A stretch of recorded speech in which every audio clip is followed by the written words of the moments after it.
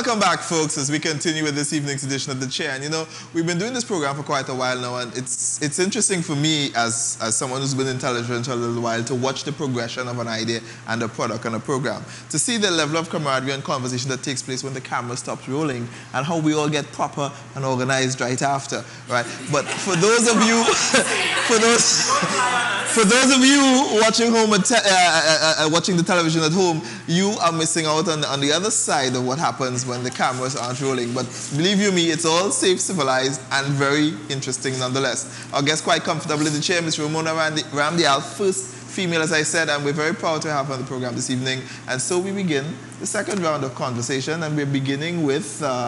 oh, ladies first, I apologize. Hi, good evening. Shanti Marie Andrews from Take Back TD. This is the route. The People's Partnership is saying that it will be tougher on crime if it is re-elected in this 2015 election. But yet those committing white-collar crimes, such as Mr. Lawrence Dupree, Mr. Ishwa and Mr. Steve, Mr. Jack Warner. No, I have my names, sorry, I have my names. The HCU board, the CLICO board. Why are we not seeing a focus on people committing these kind of crimes, but yet it is more focused on those that, which we will call the small fish. The impact is not really felt on the community at large, but the public is actually suffering regarding HCU and regarding CLICO, and yet nothing is being done, and people like the CLICO board is still being given money from the shareholders. How are we supposed to trust you? All right. Again, I would answer your last question first. I know as of late as last Thursday, the Prime Minister had luncheon, and Mr. Larry Hawaii, Minister of Finance, was there. And Mr. Permel brought up that question with the payments to the CLICO shareholders. And Mr. Hawaii has made a commitment to go in and look at the financing available to pay these shareholders who Mr. Permel is representing. And therefore, a commitment has been made publicly in the presence of the Prime Minister and media to ensure that those persons are treated fairly. Okay. In addition to that, you spoke about the white-collar crime, and you asked me that question about why we're not going after the big fish. But to go after the big fish, it's a work in progress. The FIU was established not too long ago. That is an agency where, of course, the tracking and collection of data and looking at persons' accounts and all of that are taken into consideration to deal with persons who, of course, engage in white-collar crime, transactions of money, wire transfer fraud, all of that. So we are in that process. Legislation is still needed also in some areas to deal with white-collar crimes, and we'll be addressing those in our second term when we are elected into government. In addition to that, though, as you would have seen, the latest example would be that of Mr. Jack Warner again, where the FBI getting its information and sending extradition papers across to Trinidad for him to be sent up to the U.S. to stand trial. And that is also, you know, our evidence of working with our counterparts and our neighbors, the Americas, in dealing with this white-collar crime. You see, we don't exist in silo or alone. We have to partner with our neighbors, with the first world countries. We have to also establish and implement and engage and accommodate for those persons to use their intelligence also in tracking these people, because white-collar crimes and white-collar criminals doesn't just operate in Trinidad and Tobago. They send their monies abroad, they engage in illegal activities in other countries, and therefore it's an overall holistic effort on the crime-fighting agencies in different countries coming together. And that is how they were able to crack FIFA. But in that same breath, can we even assume that the government itself is trying to avoid the issue in certain areas, as in how they try to slip in Section 34? Section, okay. Section 34, and I mean, I want to dispel all of what it is that, you know, the public believes. Section 34 was voted by the opposition, and it was voted on by both sides of the House. So let us not get that. But it wasn't the opposition that brought it forth, though. It was the People's Partnership. Yes, and it was specifically brought forth. Section 34 to protect certain financiers of the party. But Section 34 is good law. And if Section 34 was to be implemented, 51 persons, not just Ish and Steve, but 51 persons, and also financiers of the PNMs, I must say, would have been allowed free under that particular section. Hasn't the opposition, however, been saying not that they didn't vote on the Administration of Justice bill, into which Section 34 was added. But that Section 34 was added in the middle of the, not after, in the middle of the night, when there wasn't time enough for the opposition to peruse. That is not true. Right, the proclamation, now that I can understand. That is the issue. Why was Section 34 proclaimed first out of everything else?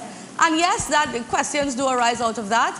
And, you know, that of course has to be answered by the previous minister, Minister Volney and whoever else. But at the end of the day, Section 34 did not only benefit, or would have only benefited, UNC financiers. There were some PNM financiers who were going to be freed under that, 51 of them.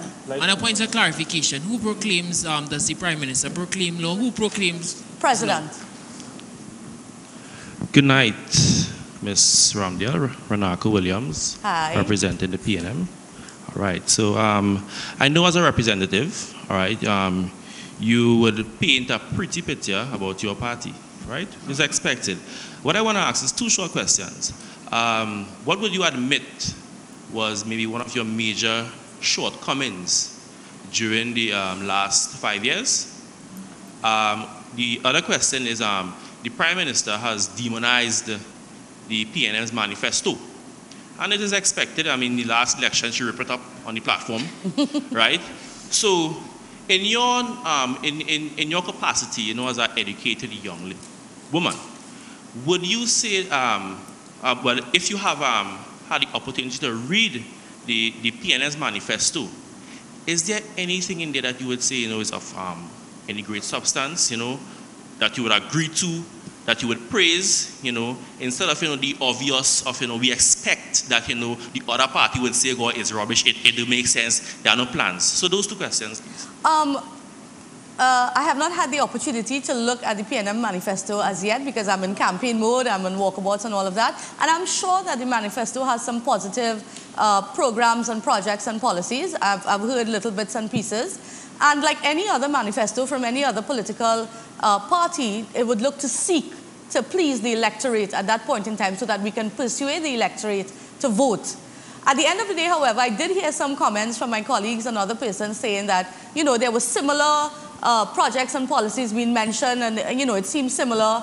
And in all fairness, the Prime Minister has been speaking about our manifesto way before the PNM introduced theirs. So when we compared, I think in fairness to her, she's right to say that some of the things sound similar and borrowed and all of that. Well, she said that the PNM has no plans, and she just, you know, she totally just, you know, disregarded it like, as you know, it's rubbish. You know, so you are disagreeing with what she's I think you're assuming a little too much there. No, that's the facts, you know. But the first question about, you know, what are your shortcomings, or you would admit to be a shortcoming?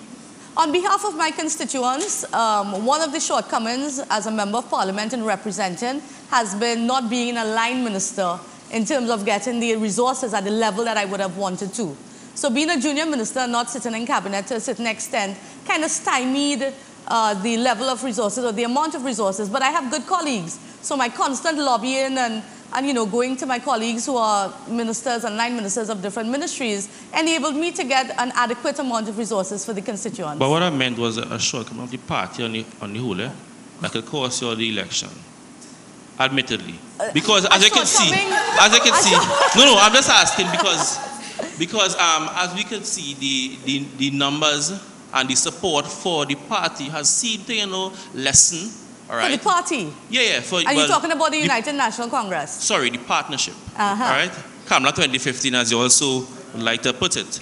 So, what would you admit to probably be the shortcoming that is, you know, making us see this result now? Well, I would say that the level of expectation in 2010 of the populace and the voting population was extremely high. In getting into government, bureaucracy, the whole red tape of getting resources in a timely manner, and I mean as an MP, I can tell you I've walked the streets many times, and you know, you go and you represent and you tell people, well, okay, a project is going to start, it's going to come soon, and somehow, somewhere at that level of central government, it's a little bit delayed. Person seemed to not understand and still seems to not accept and understand that fact of red tape and bureaucracy in central government and that level of process, due process and due diligence. So therefore, I think expectations were extremely high in 2010. However, we have heard the Prime Minister mention 95% of our 2010 manifesto promises have been delivered. So I'm very proud of that as a member of that government. 95%. Okay. Good evening. Ayana Phillip, International Movement for Change. On the People's Partnership.United website, your profile states you were asked a question, what do you hope to bring to the People's Partnership? And your response, I'm not too sure if it's true, but you can clarify. Sure. Your response was, I hope to contribute a voice. You also said that you will also bring commitment, hard work, and a desire to raise the level of representation that satisfy the members of your constituency. Yes. However, in the Sunday Guardian on March 15th, we see residents of your constituency saying that they would not have seen you frequently Yes. within the constituency. Yes. They even went so far to draw reference as to when Mrs. Pandey was the MP for the area, they would have seen her, they would have seen him there frequently, and they're not seeing you. They do not have that relationship with you, according to the Guardian newspaper. Yes. My question is, how do you intend to gain the trust of the people of your constituency? Because according to the article, they don't seem to have that faith in you. Yeah. I mean, notwithstanding, and they have admitted that you would have done a lot of infrastructural development work and water and lights, stuff like that. And that's very commendable, by the way. Thank my you. question is, how do you intend to build that connection with the people of your constituency? Well, I read that article, and first and foremost, one of the persons that were interviewed was an oyster man at a bar who doesn't even live in the constituency. So that, and he made a comment like that, oh, we don't even see her, and Pandey was better than Ramdial, and, you know, that kind of thing. That was the comment. I have been in my constituency as a religion every Tuesday. Constituency days are on Tuesdays. And I have been there for the past 5 years, if not out of the country on government business, which was minimal, being a junior minister. I was in my constituency every Tuesday. I attended every social function, religious function, walkabouts in the community. One just has to go up to my Facebook page, Couva North Constituency, and would have seen the evidence of my work and my networking with the NGOs, the CBOs, and just generally the young people of the area. People in general, the culture of Trinidad is, you know, wanting more at all times, and then seeing things happening within the constituency, they want to personally benefit from it. And therefore, that has been challenging also as a member of parliament, because, I mean, I would go to a community and they'd say, but MP, the box train stopped there, and it didn't reach in front of my house. When is it going to come in front of my house? That kind of thing, you know? So it's really a culture. I'm not saying it's a bad culture, because I'm a citizen also, and I remember living in an area, in a village, where I wanted proper box drains, I wanted paved roads, I wanted my recreation grounds lighted. And if I saw that in a neighboring community, I was, well, what's wrong with me? Don't I not deserve this? Am I not paying taxes also? So, you know, it's something that we need to work with. And my commitment for the constituency is to continue networking, continue being on the ground, working with the young people especially. Okay, and a follow-up question to that. Considering that this is the perspective of the people within your constituency, do you believe you have a strong chance of winning that seat? Definitely. I am going to win that seat, and we are aiming for more than 2010. It was 16,000 in 2010, and we are looking to get 18,000 votes this time around. Ms. Ramdial, pleasant good night. Good night. Christopher Walcott of the International Movement for Change. What is the plan for dealing with untreated wastewater being dumped on the nation's seas, areas that are affected by ships, coastal hotels, and other businesses? Very good question. Love that question. As Minister of State in the Ministry of Environment and Water Resources, that was formed and created 3 years ago, 2012, we were privy and the beneficiaries of a $500 million loan from the IDB to deal with wastewater in Trinidad and Tobago. That loan has come in part through the Ministry of Planning and the Economy and the Ministry of Environment and Water Resources. WASA, of course, are the project managers, and we have been working in different areas throughout Trinidad and Tobago constructing these wastewater treatment plants. The Beetham wastewater treatment plant is one of our biggest. We have one at Malabar that has also started, and we have one in Muruga, Tableland, that is going to be starting soon. In addition to that, we also have smaller water treatment plants in strategic areas, Arima, along the east-west corridor, Chaguanas, Chase Village, across Trinidad and Tobago. But this loan would serve to have bigger wastewater treatment plants to deal with that. Now, the Beetham wastewater treatment plant, when that water has been recycled, would go to the Point Lisas industrial estate. So that recycled water, would be used for industrial purposes, and it would free up the natural sources of water for consumption by citizens. Okay, on that note, what about the sustainability of the subsidized water businesses, or business, here in Trinidad and Tobago? What is the plan to make it more revenue generating? Should you get back into government, or should the Which industry? I didn't hear you there. Which? The water subsidized, WASA. WASA. Yes. Right. Well, as you know, when we came into power in 2010, 18% of the population was receiving a 24/7 water supply. At this point, I'm very proud to say 72% of the population receives a 24/7 water supply, pipe-borne supply of water. In coming into government, our aim is to ensure that 100% of our citizens receive 24/7 pipe-borne supply of water. Now, during the dry season, we have some periods of drought during the dry season, and therefore water are distributed in different areas through a schedule. It's a scheduled water supply. So that is something also we are addressing. We are looking to create and construct retention ponds to trap our water for agricultural uses. We are also looking at increasing the production at the desalination plant in Point Lisas. Over the past 2 years, we've got them to increase their production, and we are looking to further increase their production of water for individual consumption. And there's a new desalination plant in Point 14 that was recently opened by us, and that has also led to increasing the pipe-borne water supply to the southwestern and south areas of Trinidad and Tobago. So it's a work in progress in water management that needs to continue for the second term in government. Good evening, Ms. Ramdial. Hi.